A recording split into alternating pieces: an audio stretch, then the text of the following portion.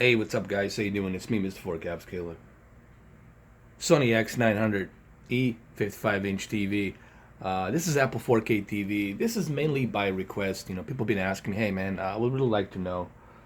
I would really like to know. Better yet to say, how does the Apple 4K TV stacks up with this TV, considering that it has a really good deep dark levels and other technology built into it with the X1 processing chip. Keep in mind, this is not the Extreme, this is the X1 processing first chip that came out, but nonetheless, it's still great. So we're gonna go ahead and I'll walk you through it. I'll show you my calibrations and what I think it's the best for the Apple 4K TV. Remember, when I'm calibrating Apple 4K TV, I'm calibrating it based on the HDR, okay? So I'm keeping in mind that there's HDR involved, so I have to calibrate based on the HDR. When you're calibrating non-HDR content, then you gotta use different types of calibrations. So it's very important that people understand that. It's totally different calibration when you're calibrating non-HDR and then when you're calibrating HDR. All right, so I just want to keep that clear, which I think it should be pretty much obvious. So anyway, we're gonna go through this. I might be able to show you one clip or two, maybe from a Terminator. Remember, when I do these clips, it's kind of like walking on an eggshell because I never know which studio or which third party that would distribute it, you know, Orion or MGM that distributed this movie back in the days might say something and, you know,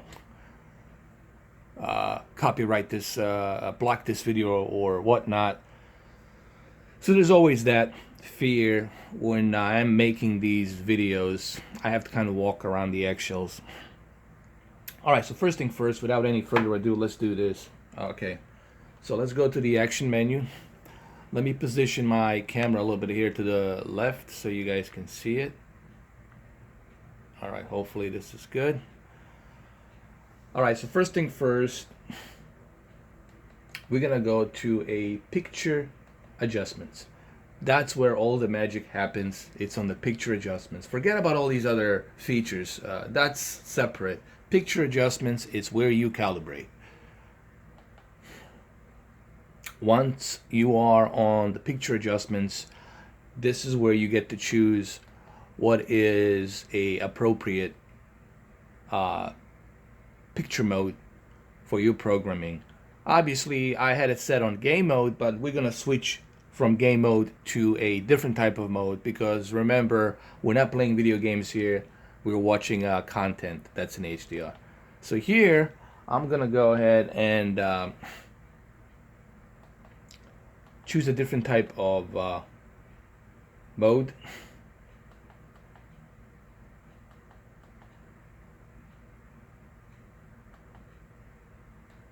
I'm gonna go with a cinema home, and I'll explain why I want to go with a cinema home. Before I jump into cinema home, I want to explain a couple of things. With the expert one, yes, there is a little bit of that yellow color, okay? And the reason they put a little bit of the yellow color, because when you're watching a movie on a projector or on a big movie theater, there's always going to be a little bit of that yellow, a little bit of that warm color, okay? It's never going to be cold and blue. You're never going to see that on a movie theater. If the projector was emitting that cold blue color temperature, then it would hurt your eyes. People would walk out of movie theater. They'd say, what the hell is this? So this is what they're trying to present to a movie experience on a TV panel. Now, you don't have to use Cinema Home. I only leave this for my Oppo. When I'm using my Oppo, I use this. So we're going to skip this. We're not going to use this because remember, this is Apple 4K TV. You can also do gaming on Apple 4K TV. So we have to keep that in mind. It's not just a content watching device with various different TV shows and YouTube and whatnot. You can also play video games in HDR. So we're going to do this on a standard. We'll keep it on a standard. We're going to start with the bare bones, keep it on a standard. And from a standard mode, we're going to work our way down. All right. Now the brightness, has to be to the maximum. The reason being, it's because this is a static and dynamic metadata device. Static means it supports HDR10, and dynamic metadata means it supports Dolby Vision. So it supports both HDR formats, which is pretty cool for an Apple 4K TV. All right, and these two formats are pretty much the two formats that you will bump into. Hybrid log gamma, it's here and there. It still hasn't progressed that yet. Okay. There's another one by Technicolor, still hasn't even progressed yet. So the two major ones are HDR10 and Dolby Vision. But ironically, both HDR10 and Dolby Visions are Dolby products. Go look it up.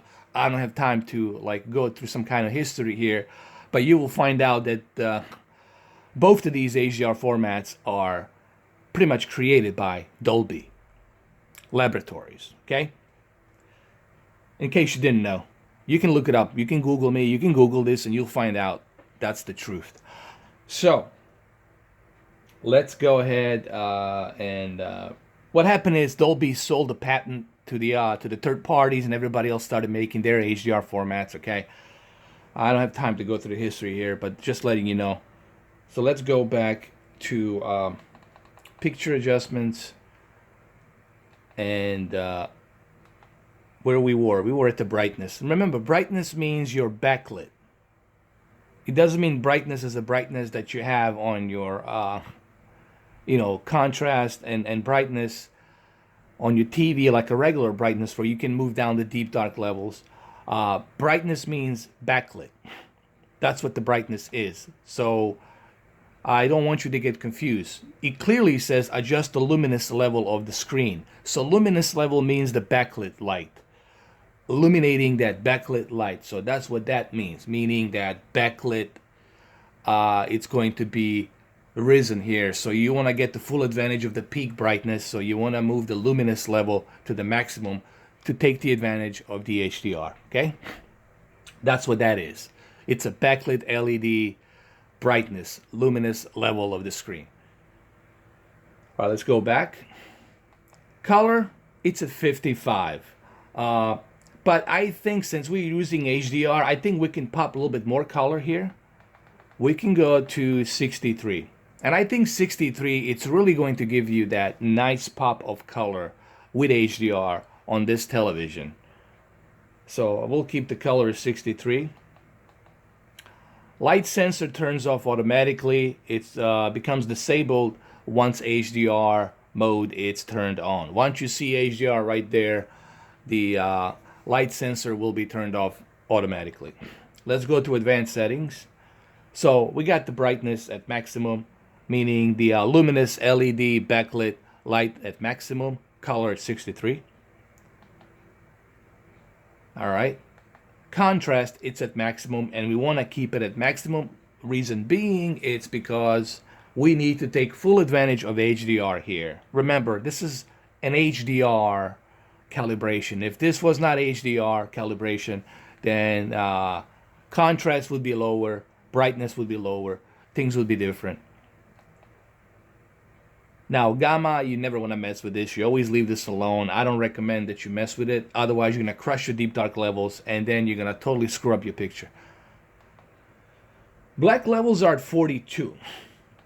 The only reason I left black levels at 42 is because I'm trying to get that balanced deep dark levels. I don't want to crush them, but I want to get them at the balanced level. So what I basically did here, I left it at 42.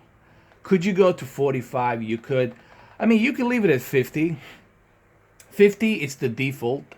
But at 50, you're still going to have a little bit brightness on the deep dark levels. You will notice the brightness on the deep dark levels. So what I would recommend, honestly, is 45.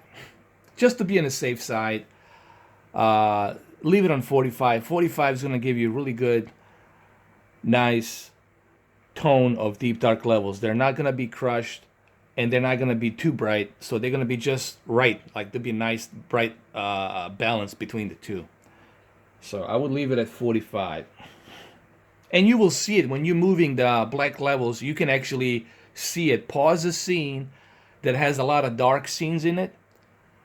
Okay, if you can pause a movie where there's light and dark, there you will be able to adjust the black levels and see how much of black levels you can get. Okay, so that way you don't crush your deep dark levels. Okay, you gotta be careful you don't crush your deep dark levels. So we have brightness, contrast to maximum, black levels of 45, color 63. Black adjustments, I keep them at high because I want to take a full advantage of my deep dark levels. Advanced contrast enhancer, I keep it at high because I want to take a full advantage of my white bright levels to get that nice balanced HDR picture. Brightness. Local dimming, we want to set to high, which is a full array of local dimmings. We want to get our local dimming zones at high so that way we can watch it from a different angle. And we can reduce that bleeding light. Okay, thank God this TV is not edge lit. If it was edge lit, there would be a lot of bleeding light. Extended dynamic range, you want to keep it at high also to keep that nice balanced level of contrast between the deep dark levels and white bright levels. And now we're going to go back to color. As I said, color at 63. Color temperature, I left it in neutral. The reason being I left it in neutral is because, remember, you're not going to be just watching movies. You're going to be playing video games on this thing. You're going to be watching YouTube videos, podcasts, what have you, okay? So we have to keep that in mind. You know, I normally would recommend Expert 1 if you were going to only watch movies on it. But since you're going to be using other things on this device, like video games and concerts and TV shows and whatnot, podcasts. Podcasts mean video podcasts from YouTube. I would keep it a neutral, just to be on a safe side. Today I can't even talk, man. Words are just coming out of my mouth and they're not even making any sense. Subtitles are trying to keep up with me. And the live color, I want to keep it at high. What the live color is, it's something that's similar to triluminous. It's really a triluminous that's being used on the Samsung.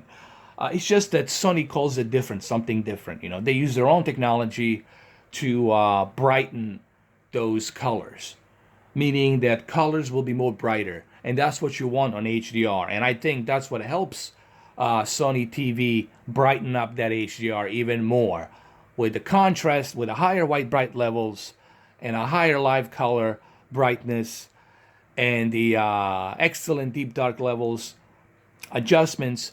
All of those three elements help HDR come to life. But you got to tweak it perfectly. You know, you got to spend some time tweaking this if you truly want to get that best possible picture. You cannot buy Z9D out of the box and automatically think, oh, everything's going to look super great. You have to calibrate it, man. You got to take advantage of that TV. That TV has a lot of tools. This TV has a lot of tools, but you got to spend time tweaking it. This is why I'm doing this video, to help you tweak these tools. Use these tools and have your device look good. So keep the live color at high, keep the color temperature at neutral. Now let's go back to clarity. Sharpness, it's at 60.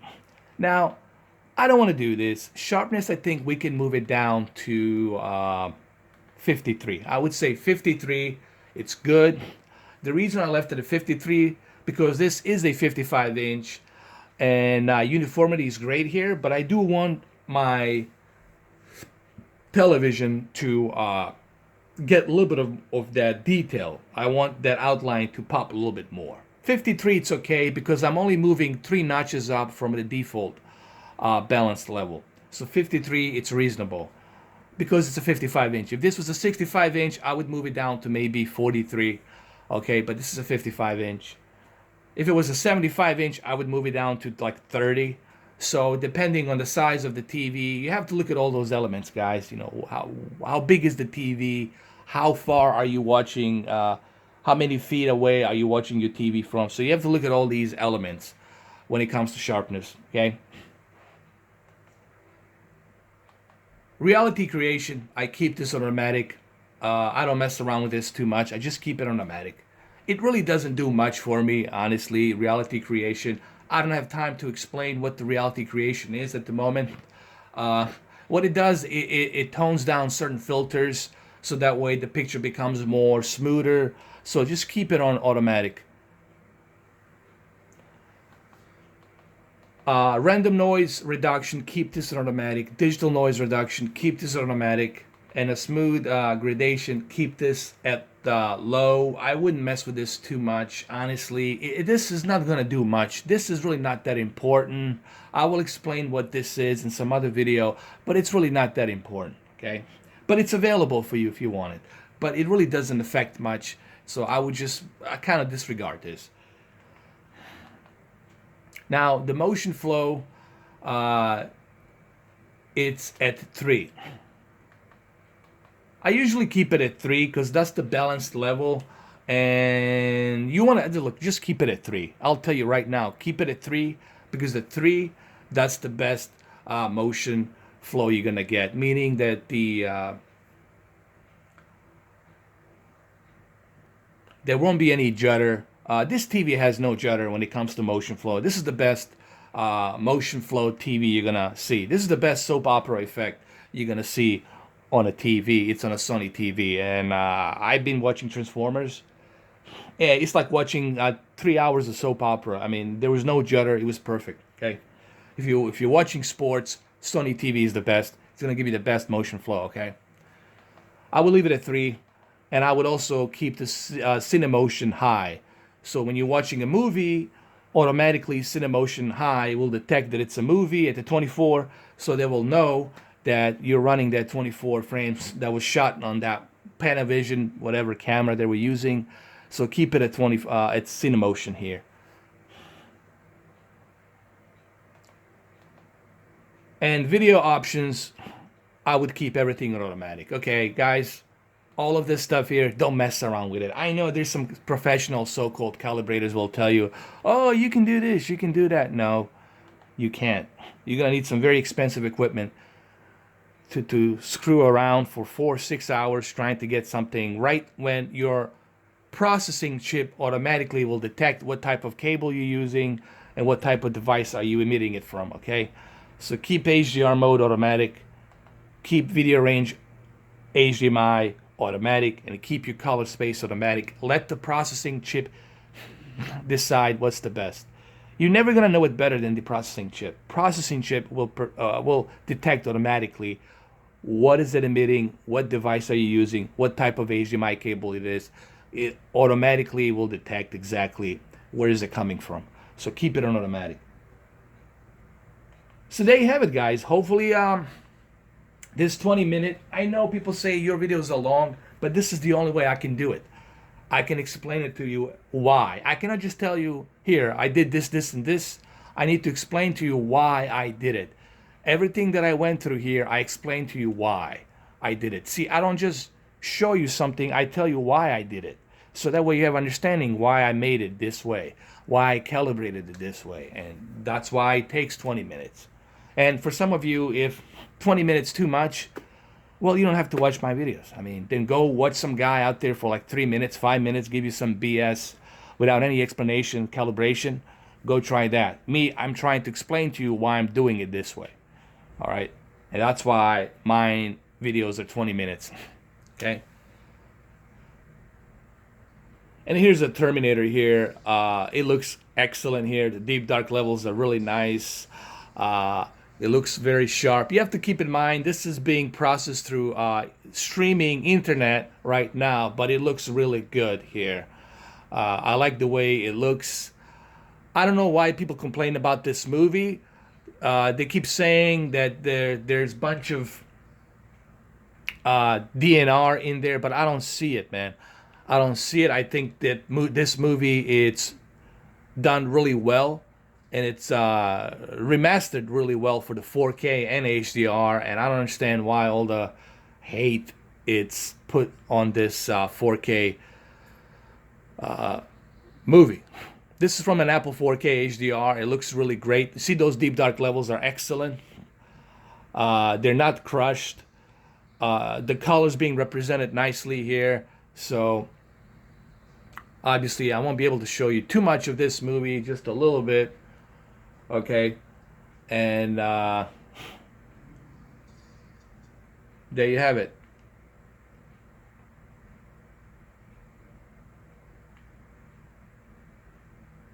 Now there is some reflection on this panel because it is a glossy finish, so that's something you'll have to deal with. But all in all, Sony X900E, it's an excellent TV, man, and the Apple 4K TV looks great on it. Now Apple 4K TV, keep in mind, it'll depend on your internet connection. If you got a really good internet connection, you're good to go. I encourage you to use a Ethernet gigabit port and wire that Ethernet port to your router or your modem to get the best picture quality. All right, guys, well, there you have it. Hopefully you like these calibration settings. This was mainly done by a request. Thank you.